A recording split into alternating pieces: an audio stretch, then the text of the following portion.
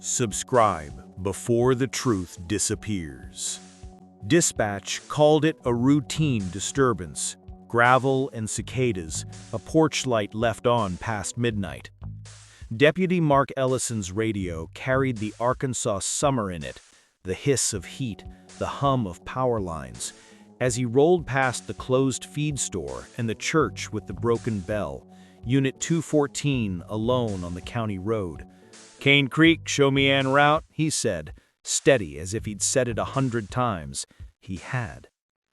Then there was the scuff of his tires stopping in dirt, the low click of a door opening, the sound of his breath, quickening just enough to tell on him before it all went sideways. "Cane Creek, I'm on scene, neat." Static sheared the rest. A long second of dead air, then a voice that wasn't his, softer, closer to the mic, careful enough to sound casual. "It's done." The repeater ate the frequency like it had bitten its tongue. The recording on the official channel later would show a drop, 97 seconds of missing time that the county's report called equipment malfunction. But the locals, who'd been up late with scanners, swore the cut was clean and sharp, like somebody slid a blade through the night. By sunrise, the county had a map of tire tracks and a body at the end of a fire road. The tall grass parted as if by a hand. Ellison lay on his side where the brush thinned, a dark fan under him and the brim of his hat tilted like it was trying to cover the truth. His cruiser's dashcam mount was empty. The bodycam bracket on his vest had been stripped, screws taken then tossed, as considerate as someone returning stolen tools. When Sheriff Ray Braddock spoke to the one camera he allowed onto the scene, he squinted into the sun and said the words you say when a man who worked for you is dead. A good deputy, a good man. He didn't say anything about the second voice. He didn't have to. The county would call it malfunction and march on. Cole Whitaker got the call as he slid a box of case files into his trunk. Arkansas State Police liked Whitaker for the ones that sounded simple and weren't. In another life, he'd written up stolen lawnmowers and chased unregistered trucks. In this one, he spent long days in rooms where the air never moved, asking people why their numbers didn't add up. He met the reporter under the water tower because the courthouse steps were too busy and the diner too loud. June Taylor carried a canvas bag that made her shoulder dip, and a voice that turned dry when somebody lied to her. She'd already filed 3 FOIA requests that morning and had a denial sitting on her phone like a reminder not to hope. "You brought the scanner?" Whitaker asked. "My dad's," she said, and there was a small softening in her face when she said the word. "He logged fire calls for the volunteer department before they bought a computer. Old habits. He records everything." She set the recorder on the hood of Whitaker's sedan, hit play, and let the town come back. Ellison's voice, the grind of gravel, a soft, "It's done," that made the hair on Whitaker's arms lift.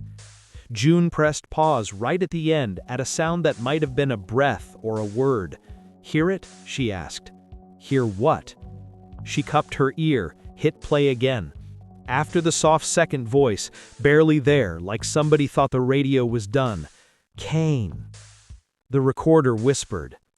June's eyes met Whitaker's. She said, "They edited the release. You know they did. The county push is this malfunction. But I've got the raw, and I've got more." She had the fuel logs, printed on paper so thin Whitaker could see his thumb rising behind them. An unassigned patrol unit had been topped off at the county yard at 2214, 40 minutes before Ellison rolled to the call. She had a blurry screenshot from a convenience store camera aimed at the pump island, the sheet metal door of a white sedan with a light bar, the county seal half scraped, and a number plate with the screws missing, taped over with something black. "They have a ghost car," June said, "a second patrol that doesn't exist except when they want it to. No logins, no fuel cards. Somebody folds it into the system when they need to be 2 places at once." Sheriff Braddock's office smelled like old coffee and oil soap. He wore his grief like a uniform, clean and squared, answering questions with the kind of stillness that makes cameras feel like they're intruding on something private. "We're cooperating fully with state police," he told Whitaker, his eyes sliding to the side where a gold-framed certificate glowed faintly on the wall. "The narrative out there, edited tapes, second cars, that's internet talk. You let rumor take one step in your house, it moves in with a suitcase." "Deputy Ellison's dash cam and body cam are missing," Whitaker said. Braddock shrugged, a small movement that said, "People misplace things and the world goes on. Sometimes equipment fails. And sometimes it's removed," June said from the doorway. She hadn't been invited to the meeting, but she hadn't been asked to leave either. "I filed for the radio logs. You redacted the call signs for every unit on the air except Ellison's." "That's because we redact what we redact," Braddock said, and the small smile he placed on his mouth had been practiced in a mirror. He looked at Whitaker. "What's this reporter doing in my office?" "Being a citizen," June said. They were all still looking at each other when the dispatcher knocked and said there was a man out front with a cooler and a story. Dwight Randall owned the tow yard and the ugliest dog in 3 counties. He looked like he'd slept in his truck, and the cooler he set on the floor between his boots had a squeak in its handle that announced its age. "I ain't trying to be in the middle of anything," he said, eyes cutting to Braddock and away again like the sheriff was the sun. "But I heard about Mark, and I heard they couldn't find what they needed, and last night when I was pulling a 4-wheeler out of Cane Creek past the fire road, my magnet caught something that didn't feel like a wrench." He flipped the cooler lid. Inside, wrapped in a cut-off strip of shop towel, lay a body cam, Ellison's bracket still attached, the screws torn and the mount bent like it had been pried off with a screwdriver and then thrown hard. Beside it, a thin black SD card stuck like a burr to a strip of duct tape. The duct tape had writing on it in thick Sharpie, 1012, the code for "stand by," or in some departments, off radio, handle in person. Braddock's jaw worked once. "Where'd you say you found it?" he asked. "Culvert," Dwight said. "Half-mile past the fire road. You know, the one with the beer cans in it. Stuck to the grate like it was waiting." June caught Whitaker's eye as if to say, "There it is. The shape of the thing. The way truth sometimes wears its own mask and still insists on being seen." Chain of custody forms appeared like magic. Braddock had a deputy fetch evidence bags. Whitaker slipped gloves on, not trusting how steady his hands felt. He lifted the card from the tape with a pair of tweezers, laid it in a paper envelope, sealed, initialed, the movement so practiced it didn't show how his heart had started to hammer. They didn't have to go far to try it. The county had a tech closet that pretended to be an office, a city-issued Windows tower humming on a metal rolling cart. Whitaker and June stood shoulder to shoulder as the machine recognized the card and loaded its directory. A row of date-stamped folders, the last one sealed at 2302, the time Ellison went dark. "Play it," June said. Braddock had come up behind them without sound. "We should wait for a lab," he said, but no one moved. Waiting was for people who weren't holding a match next to a fuse. The first frame fought its way out of black. The inside of a cruiser, a breath. Ellison's hand on the wheel, wedding band catching the dash light in a quick, clean spark. Gravel under tires. The cameras jittered when the car stopped. The slow square of the porch light at the end of a rutted drive. He stepped out. The world went wide. Crickets like static. The faint outline of a second set of headlights flaring against the trunk paint of Ellison's unit. A car pulled in behind him and idled with the steady sigh of a government tune. You couldn't see the unit number, but you could see the grille. A late model Ford, county spec, the chrome chipped at the same place the county's second unit had shown in June's blurry screenshot. Ellison's hand went to his mic. "Cane Creek, I'm..." The distant slicer of interruption came not from the radio, but from right behind him. The camera saw a figure step into frame. Dark uniform, summer weight, the county patch darkened by night. The figure lifted a hand, not to wave but to touch Ellison's shoulder like a correction. He turned, surprised. The body cam saw what he saw, a face that should have been safe. The audio snapped like a nerve. The soft, second voice moved closer, mouth so near the mic you could hear a breath move across it. "It's done." The camera wobbled. Ellison stumbled into the frame. Ground rushing up. Someone's knee filled the shot. Then darkness, violent. as if a hand had covered the lens. The file didn't end. The sensor kept trying in the black, struggling to find light. Then a pinhole of it showed, a reflection in the cruiser's rear window. You had to squint. June didn't breathe as she leaned in. A badge turned toward the glass in that mirroring sliver, catching one stripe of the porch light. Whitaker froze the frame. He stepped it back, forward, back again. The number on the shield came and went like a shy face at a window. He clicked to sharpen. The pixels gave up their secret like a reluctant confession. 3 numbers blinked into something human. Sheriff Ray Braddock's badge. When Whitaker finally spoke, his voice had the flatness of someone who's looked too long at a truth that refuses to move. He said, "Back it up. Play it again." And the computer did what it was told. The tiny window filling the room with the same 97 seconds the official tape had cut away, while down the hall, behind a closed office door, a second radio began to hiss, alive. The hiss on the radio wasn't a malfunction. It was breathing, slow, deliberate, someone listening on a channel that should have been dead. Detective Cole Whitaker leaned over the receiver in the sheriff's evidence room, the faint static washing through the empty air. "Someone still keyed in to Ellison's frequency," he murmured. "That shouldn't even be active." Sheriff Braddock was gone. After the body cam footage ended, he dismissed everyone with a barked order and vanished into his office, door locked, lights out. The official line was that state police had taken custody of the evidence, but the SD card never left Whitaker's hand. He wasn't about to hand over a murder caught on camera to the man wearing the badge in the final frame.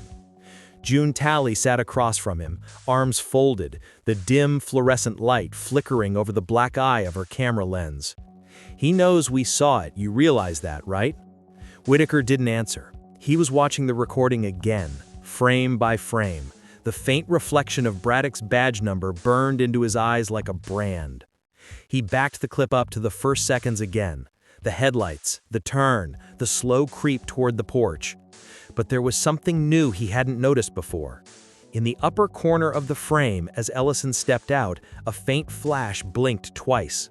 Not lightning, something smaller, intentional. "Hold up," Whitaker said. "Pause that." June leaned in. "That's another camera? Or someone signaling?" He scrubbed the video back, adjusting the contrast. The flash came from the tree line about 30 yards off. 2 blinks, then dark. A code. "Morse," June whispered. "Too short. I." "Or a warning," Whitaker said. They both turned when the station lights went out. The whole building exhaled into darkness. The hum of the vending machine died. The emergency exit light flickered red above the door, leaving the room in blood-colored half-shadow. June's phone screen lit up first. 1 notification. Then 2. "Unknown number. Stop watching. Unknown number. You're not authorized." Her hand trembled as she turned it around for Whitaker to see. "This number is local," she said. He didn't ask how she knew. He could tell by her face. She'd traced it. Outside, tires rolled across gravel. Headlights cut through the office blinds. 1 car, then another. The beams steady and official. County vehicles. Whitaker grabbed the SD card and stuffed it into his pocket. "We're leaving." "Where?" "Somewhere they don't control." They slipped out the back exit into the humid Arkansas night. The crickets screamed in the silence like alarms. Whitaker's unmarked sedan was parked behind the garage, half covered in pine dust. He started it without headlights and rolled downhill with the engine off, coasting until the town's lights fell behind them. June looked back through the rear window. "You think he'll try to erase it?" "He'll do more than that." Whitaker's voice was gravel. "He'll make us the story." The safe house was rented a cabin off County Road 9, one Whitaker had used before for informants. Dust thick enough to write on, the air smelling faintly of oil and cedar. He plugged the SD card into his laptop and mirrored it onto 2 encrypted drives. June paced, restless, the wood creaking under every step. "What happens when you tell internal affairs?" "Braddock is internal affairs out here. So we leak it." Whitaker looked up. "Are you sure you want to put your name on that?" "I already did," she said quietly. "My last article. The Ellison cover-up. It went live at midnight." He froze. "You what?" June didn't flinch. People needed to know. June, Whitaker said, voice tight. They're not going to wait for a quote. Right on cue, headlights swept across the window. Not one car, 3. The first slammed to a stop at the bottom of the drive. Doors opened, flashlight beams lanced through the fog. June's phone buzzed again. One new text. Unknown number. Come outside, Miss Tally. Let's talk before this gets messy. She looked up at Whitaker. He's here. Whitaker pulled his sidearm, checked the magazine, and killed the laptop screen. We go through the back. They slipped out the back exit into the humid Arkansas night. The crickets screamed in the silence like alarms. Whitaker's unmarked sedan was parked behind the garage, half covered in pine dust. He started it without headlights and rolled downhill with the engine off, coasting until the town's lights fell behind them. June looked back through the rear window. You think he'll try to erase it? He opened his phone and sent one message from an encrypted app. To AKR_records. Message. Upload if I don't check in by sunrise. What is that? Insurance. She stared at him, pale in the weak beam of the flashlight. What's actually on that card, Cole? You've seen nearer than what you showed me. He hesitated. You remember that 97-second gap? There's more after it. What do you mean after it? After Ellison hits the ground, the camera keeps rolling, and it catches someone picking it up. Someone else wearing a badge. Her breath caught. Not Braddock? Whitaker shook his head. Different build. Younger. The patch reads Deputy. The ID tags list the ID number 312. She frowned. That's not in the county registry. I checked. Doesn't exist. Before he could say more, another light flickered across the creek. Not a flashlight, red and steady. A drone. It hovered over the tree line, silent, a blinking eye scanning the dark. June's phone pinged again. One new text. Nice cabin. Should have unplugged the Wi-Fi. The screen froze, then filled with static lines. They found the uplink, Whitaker said. From the direction of the cabin came a dull explosion, a flash, then fire licking at the sky. The air rippled with heat and dust. June grabbed his arm. Cole, what are they covering? He stared at the burning cabin, the orange light painting his face. Not just a murder, a network. The drone turned its lens toward them, red light blinking faster. Whitaker fired once. The drone dropped, spinning into the creek. In the brief silence after the crash, they both heard it. The faint crackle of a radio nearby. A voice. Calm, male, familiar. Unit 301, visual confirmation on 2 targets. Proceed with cleanup. Braddock's voice. But underneath it, a second voice, quieter, almost echoing him word for word.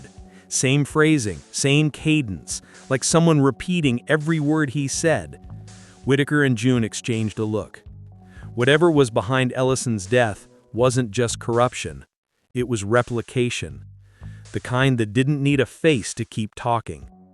When dawn broke over Cane Creek, the county dispatch log showed 3 new entries. 0114, unauthorized activity, County Road 9. 0116, controlled fire contained. 0119, signal restored, Unit 301 online. But the call sign for Unit 214, Ellison's car, flashed once more on the radio grid, even though the cruiser had been impounded days ago. And from that channel came a broken transmission no one would claim. Cane Creek, this is Deputy Ellison. I've got something you'll want to hear. Then static. Then silence. The radio crackled again. Only this time, dispatch answered. Unit 214, confirm your 1020? Static. Then, same as before, Cane Creek Road. The voice was unmistakable, calm, familiar. Deputy Mark Ellison, dead 6 days. Detective Cole Whitaker stood in the county's comms van at dawn, headset pressed to his ear, the pale light of monitors bleeding across his face. He hadn't slept since the cabin burned. June sat beside him, hair damp from the creek water they'd used to hide through the night. "You're hearing that too, right?" she whispered. Whitaker nodded, throat dry. That's not playback. That's live. The town of Cane Creek looked the same as it always did. Sleepy, humid, nothing to give away the fact that the sheriff's department had collapsed into quiet panic. 2 deputies called in sick. 1 took leave. Another, Deputy Halvers, was found sitting in his cruiser with his radio turned off, staring at the empty field where Ellison had been killed. Sheriff Braddock hadn't shown his face since the night before. Instead, his office door was locked from the inside, blinds drawn. Whitaker moved down the hallway with a slow, deliberate calm that made people step aside. June followed, clutching her camera bag. Last night's footage. It's still on the backup drive, right? Whitaker nodded once. 2 copies, 1 hidden. June exhaled, half relieved. Then we can prove... The sound of static cut her off.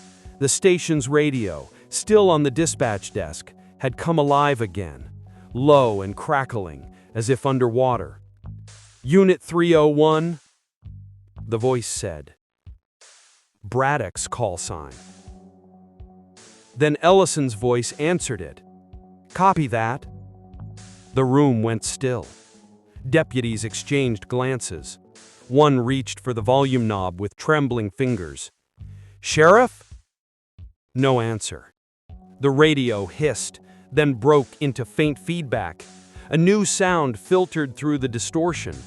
Footsteps on gravel, the kind the mics pick up when someone's walking near a car. June's face drained of color. That's live. That's someone moving around his cruiser. Whitaker was already walking toward the evidence garage. Ellison's cruiser sat exactly where it had since the night they towed it in, dusted for prints, cataloged, sealed behind tape. The windows fogged faintly from condensation, but now the dashcam indicator was on. Recording. Jesus, June whispered. Whitaker leaned closer to the glass. The ignition wasn't even turned. He opened the driver's door. The faint smell of engine oil and decay filled the air. On the seat, the radio handset rested where Ellison's hand would have left it. Whitaker pressed the transmit button. Unit 214, this is Detective Whitaker. Identify. For a moment, silence. Then the same voice, clear and level. You have what they wanted. The radio clicked off on its own. Play that back, June said, shaking. Whitaker rewound the onboard feed, frame by frame. The dashcam image was dark, pointed at the same field Ellison had died in. But a faint reflection glimmered in the windshield, the outline of a figure moving near the tree line wearing a deputy's uniform. Only it wasn't Braddock. The uniform's badge number was visible for a single frame. 312. The unregistered deputy. The ghost in the system. Freeze that. Can you clean it up? Whitaker zoomed. The pixels broke apart, but the shape became clearer. Tall, heavy-set, and wearing something metallic at the throat. A mic? June shook her head. No, a recorder.